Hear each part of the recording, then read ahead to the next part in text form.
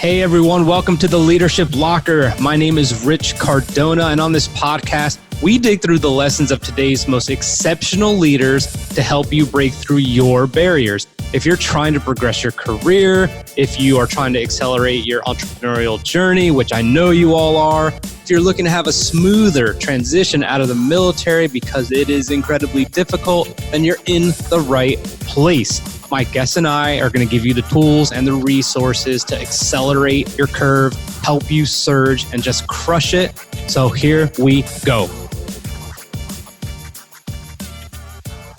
All right. Well, here we are for the Leadership Locker, and we have Candice here, and I gave them your first name, but can you tell us your name and where we are and what you do?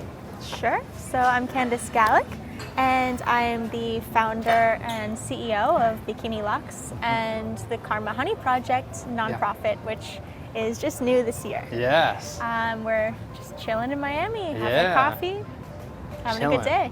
How old are you? Because that's obviously going to play a big part into a little bit more of the conversation, but you are? 31. 31. Okay. I'll be 32 in December, though. 32 in December. Mm-hmm. So you have a business that you mentioned, and that business took off. It's been 5 years in the making, or not 5 years in the making, but it's 5 years old? Yeah. How long is it in the making then? It came to fruition, I guess, fruition? I don't even know how to say that word. Yeah. It started maybe just a few months right before that. I had the idea and I was like, okay, I'm going to figure this out. I'm going to Google it. I'm going to learn how to do it. And here we go. This idea that you had, tell me like the light bulb moment, if there was one, and like exactly the first steps you took to just be like, okay, here we go. So I think the moment for me was just, I was working for another company, and I saw how valuable I was to them and how much money I was making them and how little I was being paid and also how little safety I felt in that position. I didn't feel really valued, and anytime I did something big, nobody ever said thank you, and I was just like, wow, this really sucks. How do I not be in this situation anymore? So I decided what I was good at was sales, marketing, and customer service. And at that time I was modeling swimwear for some of my friends' swimwear lines. And here in Miami? Here in Miami, yeah. Because they were all just kind of starting out. And I got to see the behind the scenes process of that. And I was like, well, why aren't you guys selling more online? You're doing so great brick and mortar. And that was 2014, so things were just really picking up on social media especially. So I kind of just decided, I was like, well, I'm really good at selling things. Like, why don't you just let me sell your swimwear? Because, you know, worst case scenario, you make a few $1,000s off me, and best case scenario, it works. And we just keep on going. And they're like, I think 2 or 3 brands were like, yeah, okay, we can do that. And I was like, great, now let me figure out how to do this. Like you instinctually felt like you'd be good at it, but you didn't actually like know exactly how you were going to attack it? Yeah, because I mean, of course I had like Facebook and Instagram, but like that was it. There was no like real plan. So, and on there, sorry to ask, but like for social media, because you have a good social media following, but like you hadn't done paid ads or anything like that, like you just had you? Yeah, I didn't know anything about that. I didn't know anything about really anything, let's be honest. But what's so great about that is if you are the type of person who's inquisitive, you can literally learn anything on the internet. So I started learning all these different social selling platforms that I could put the products on, and I... Back then? Yeah. Like, what were you dealing with back then? Like, because now I'm thinking Shopify and all that kind of stuff. What kind of social selling? Well, we started the website on Shopify, but you know, just having a Shopify site doesn't really bring you any sales. So it's kind of just a back-end platform. So what I was looking at then, which now doesn't even exist, were places like Polyvore, or like we used Wanelo and Keep. Those are still around, but they're just not the same. And things like We Heart It and Where to Get It. And basically, if you could put a product on a website and sell it, we were everywhere. We as in me, in my living room. I'm a we person, but it was me in my living room for like 18 hours a day, trying to figure it out. But I also still had my job for a while. So eventually, I just decided that I would just quit and focus on it 100%. For you, was there like a certain threshold where you're like, if I'm making this much, or if I'm even tasting this much success, I know if I go all in, it's gonna skyrocket, or what, you know, or were you just like, I'm just completely done anyway, so here we go? I'm not that person. I would rather have more on my plate than less, I guess. And I don't know if it's a good thing, but I definitely kept my job for longer than I needed to because I was like, well, this is extra X amount of dollars every month. Like, I don't work very often. Why would I get rid of that? And then it was just kind of like, well, that really doesn't even pay for X, Y, Z. So at the end of the day, I just kind of scrapped it. But even now, I'm constantly looking for new projects and side hustles and things like that, just because it's so much fun to have a challenge. So here you are and you're figuring out the social selling. How did you get people to buy, you know, and what about e-commerce did you have to learn that someone who has no knowledge about e-commerce needs to know? Like, is it as simple as, I have these shirts sitting in my living room and I'm gonna put it on these and for sale, or, you know, what intricacies do people need to know about e-commerce? So I'll give you an example. The other night I was talking to my stepdad, who's a recently retired police officer, and that's the only job he's known his whole life. Like, that is what he's done, that's what he likes to do, that's who he is as a person. So after he retired earlier than he wanted to, he was like, well, what am I going to do with myself now? And he's been figuring out all these courses, and I was training people and all this stuff. But he came to me the other day and he's like, well, I'm thinking about starting my own business where I train people in some sort of skill. Can you make my website? And I was like, yeah, I'll be honest with you. I can make your website for you, but that's not going to bring in customers. Like, what are you going to do to bring in the customers? And he said, well, I don't know, like, don't you know somebody that like can like do like ads or something? And I was like, but what are you gonna do? Because you can't rely on me to do it. You got to figure it out. So I think the biggest misconception that people have is that they are going to start a business, and they're going to have a website, and they're going to have a social media profile, and then everyone's just going to come running to them. But that's really not the reality of the situation. So for me, what I did was I started with social platforms that already had an engaged user base of people who were ready to buy or that were interested in buying. So your target market, essentially. It was just easier because I didn't have anyone who knew us. We didn't have any brand awareness. No one was looking for us. The brands that we had then were still small compared to the large-scale brands that people were really looking for online. So we had to be creative in placing it in areas that had customers who were searching for those types of products. So I understand all that. Now, on the plane over here, I'm looking at Bikini Luxe and some of the things, and I'm like, okay, these are really nice. However, this is Miami. You know, there's bikinis everywhere. How did you decide collectively on the unique value proposition, and like, what's going to be the differentiator that, again, like you just said, is going to drive people to be looking for your product that wasn't, you know, really out there? So the great thing about online is that we've never relied on Miami as our target base. Even now, we don't focus on Miami just because most of the people who are buying swimsuits here are coming from elsewhere, and they're already prepared. They already have their bathing suit. You know, like, I mean, there's locals, but like on the beach here, it's a very transient area. So we always focused on, like, once we started doing our advertising and things like that, we started focusing based on, you know, household income and number of times they go on vacations and where they like to vacation and things like that. But I think in the beginning, the brands that I had were a great start, and really from the get-go, I used those brands to leverage myself to bigger brands that people were looking for and they were searching for. I see. So then we just figured out essentially how to promote those brands online in a different way than anyone else. Like what? Yeah, please give me an example. Yeah, so let's say, for example, I want to buy your products and resell them. Most of my competitors will then use your brand name to siphon your existing customers to their website, right? Because they're just like, I sell Bikini Luxe bikinis.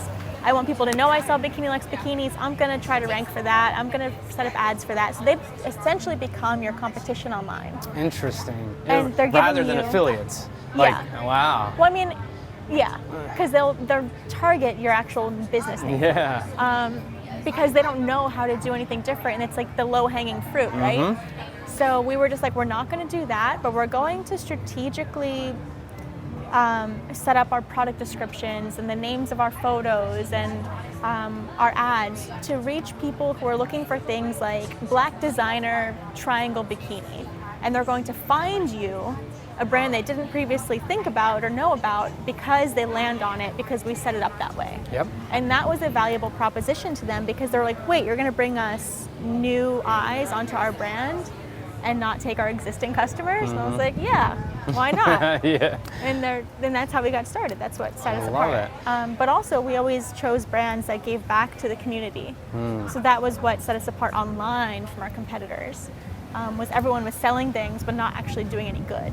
I see. So we were like, you listen. think that matters to people buying bikinis? I mean, like, and that sounds ridiculous to me to ask, but like I have to ask it. Like, that's going to set you apart? I think that in the beginning we were one of the few people that did something like that. Now it's very common. Yeah. It's like the very easy, like I give back. Yes. And like I can't even tell you the number of brands I've consulted and they're like, well, I'm gonna give back 1%. And I'm like, that is just giving back the bare minimum so you can claim that you do something good. Yep. I'm like, that's embarrassing. Yeah. I was like, I spend more than that on my coffee every day. So yeah, now it's a very common thing. But then I feel like if it was like, oh, I can buy this black triangle bikini here for $100, or I could buy it here for $100 and they give back. Yep. It was something like that.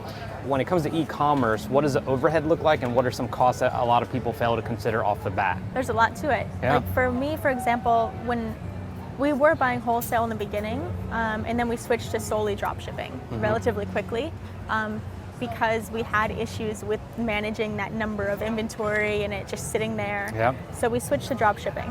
But you have to keep in mind, a product, let's say if I sell it for $100, the wholesale cost might be $50. It might be a little higher, a little lower, but immediately that's $50 out of that profit that you've made, right? Yep. And then you have things like your shipping costs, which everybody wants free shipping now. Yep. You know, they want free return shipping even. Yes. Yeah. Send me the label, send me everything. Yeah, they're like, what do you mean? You're not going to do it all for me. Yep. You have your employee wages. You have just random things that you won't even think about, like the cost of just running your warehouse facility. Like we had internet and electric and security systems and employees and insurance and flood insurance, because we didn't realize that our area flooded until it flooded. Yep. There's just like all these random things, and it's like, well, wait, and then you have taxes that come out of that as well, and it really does add up. Yes. So like for a long time, I never even paid myself because I was just like, well, there's only so little like that's left at the end. Let me just reinvest it. Yeah.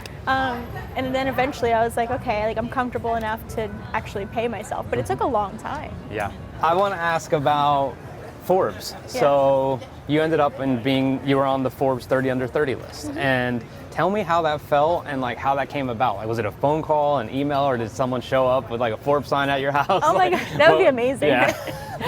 All right, I was exaggerating a little bit, but yeah, tell me about that and congratulations, obviously. Yeah. So. Things were doing really well. We were getting kind of viral on social media. And then I was like, wait, this Forbes listing looks really interesting. And I'm nearly 30 years old. So like, if I'm going to do it, I might as well do it. Yeah. And at that time I had a really big like LinkedIn following and a really engaged following. So I just said, well, hey guys, would you be open to nominating me? Here's a cheat sheet with all the answers that you need to fill in for me, because they're like tricky questions. Like normal people don't know about you, especially some random person on the internet. So they did that, and I asked all my friends, family, everybody. I was like, can you nominate me? Because I've been working really hard and I just really want this. And they did. So long story short, I was in Puerto Rico on a coffee plantation, because my Puerto Rico adventure started way before the bees. Yeah.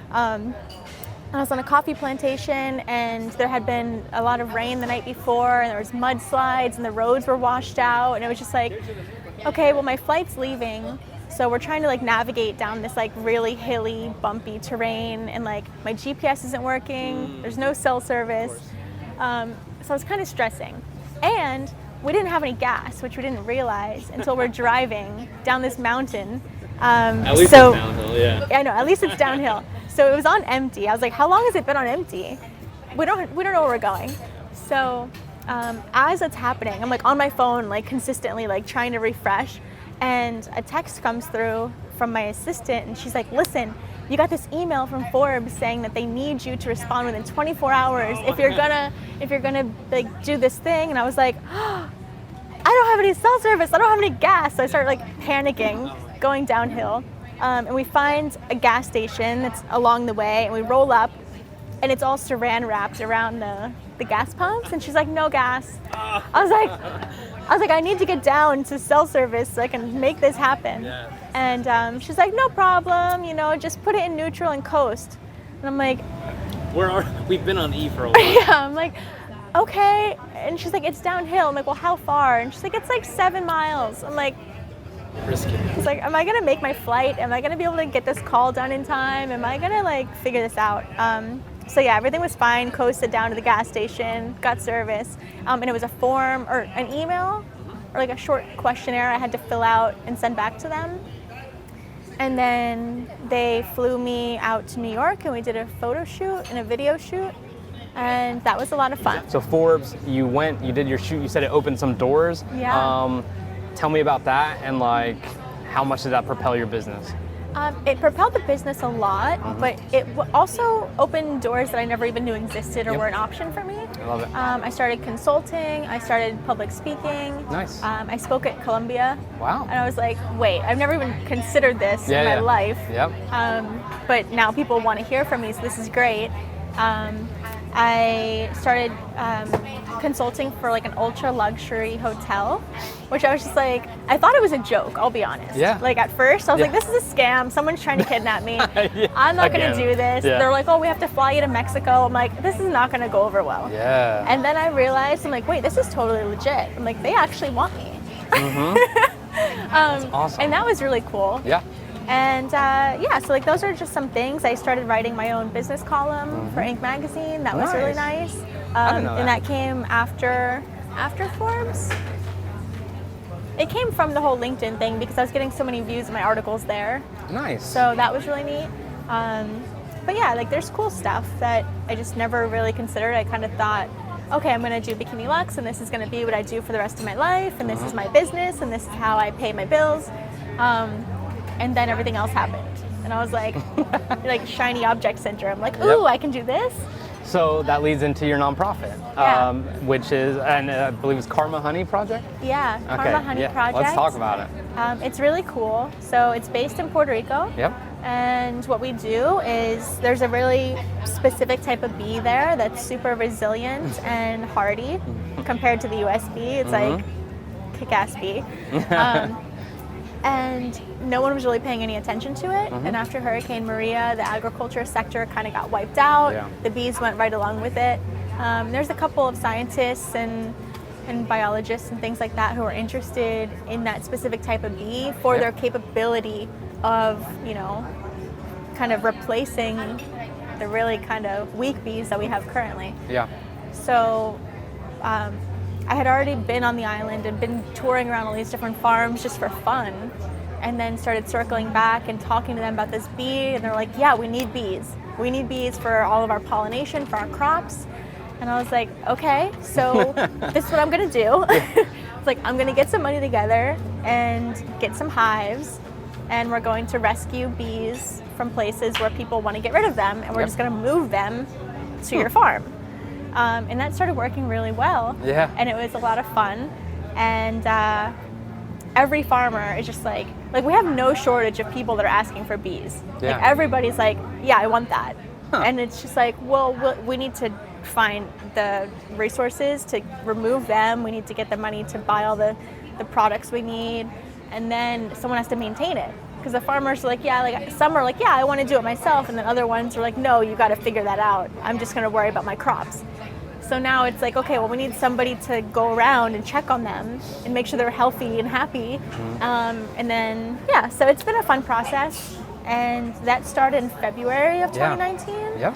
And we had talked right before I think you really kicked into it. Yeah, it's mind-blowing, honestly, like how many people are interested, and then what we've done so far, and the opportunities for funding that are kind of coming out of the woodwork now. Wow. It's really exciting. Before we started rolling, you talked about wanting to give back, and it was important to you to give back in your own capacity, which is what led you to this. Yeah. What are your thoughts on entrepreneurship? You know, everyone always talks about certain jobs as like a stepping stone. Do you think entrepreneurship is a stepping stone for you to other opportunities? You know, like we were kind of talking about, like getting distracted in all these ideas. Do you think it makes those ideas actually possible now? Well, I think that you learn from every experience, right? So, well, when I got into the nonprofit, I didn't know anything about nonprofits, Yes, whole different monster, yeah. or how to ask people for money and not give them a product in exchange. Yes. I did understand marketing and I understood sales, which are a big part of it, because you have to sell someone on why it's valid and why it matters and where their money's going to. Mm-hmm. So, I mean, there's also things that I've opened up where like other people have asked me to be on boards of their nonprofits, and that was just something that, you know, with my experience now that I have, is more comfortable for me. Yeah. So you learn a little something from everything, and now I feel differently about Bikini Luxe being my like end all be all. I'm just like, wait, there's so many more opportunities. Exactly. So it's definitely it's kind of scary, because it's just like, well, I'm not really sure where I'm going to end up, but I do know that I'm skilled in these areas and I always land on my feet. Yep. So whatever it is, I know that I'm going to have a great time doing it. I'm going to learn a lot in the process. I'm going to make a difference in some way, shape, or form. And it's all kind of just adding to this like life resume of jobs and experiences and opportunities. Well, thank you for being on the Leadership Locker. I absolutely know that people will get a lot of value out of it, and we appreciate everything you've been doing and wish you the best of luck. So thank you for coming on. It's a pleasure. All right.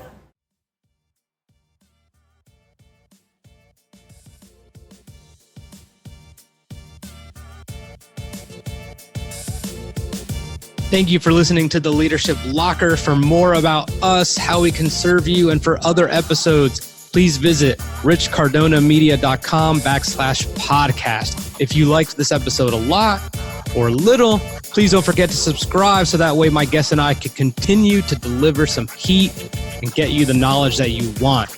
Don't miss an episode, and please join our Facebook group so you get much more exclusive content. Take care.